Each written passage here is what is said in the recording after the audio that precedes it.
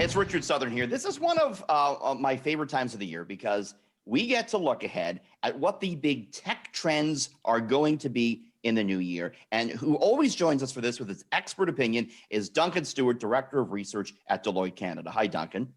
Hi, Richard. It's prediction season.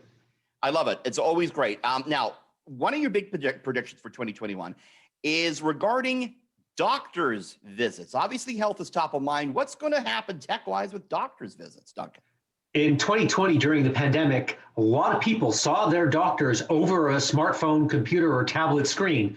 We're predicting those virtual visits will continue at an elevated level. We've all discovered that, frankly, driving to the doctor's office and waiting for half an hour in a room full of people sneezing is not as fun as we used to think. Going forward, we're going to keep virtual visits elevated. We're predicting 5% of all doctor visits will be done over video in 2021. We're doing this interview, on video conferencing, and obviously that's going to be a trend I would think is going to very much continue in the tech space, right, Duncan? Yes and no. I think people are going to work from home some of the time.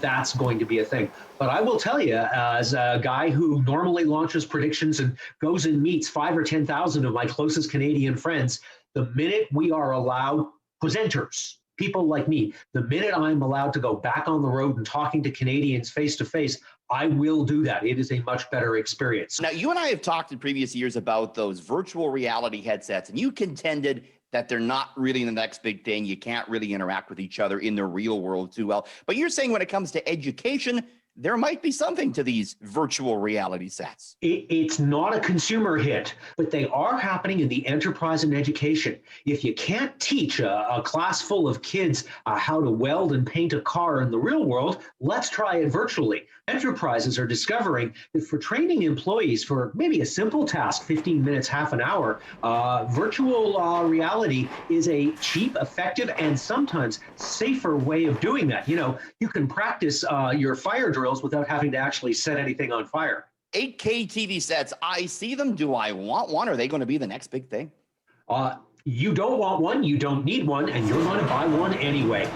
8K is essentially the thing that comes next, and when we walk into the store, we're going to buy an 8K TV. Why? Well, so we can brag. Unless you're resting your nose on the screen, you actually won't be able to see a difference in the picture. But that doesn't mean we won't buy them. We're predicting over 3.3 billion of 8K sets sell worldwide. Hyper qualification of sports. So you're talking about like detailed statistics here? Yes, but it's all about technology and it's about measuring athletes. We are now talking about all kinds of stuff at very precise levels. Blood readings and fatigue. Let's prevent our $10 million a year athletes from getting injured by watching them. But also, Canadian plug here, think about the effect of concussions on players. Being able to diagnose concussions faster, better, more precisely, that could be a hockey game changer.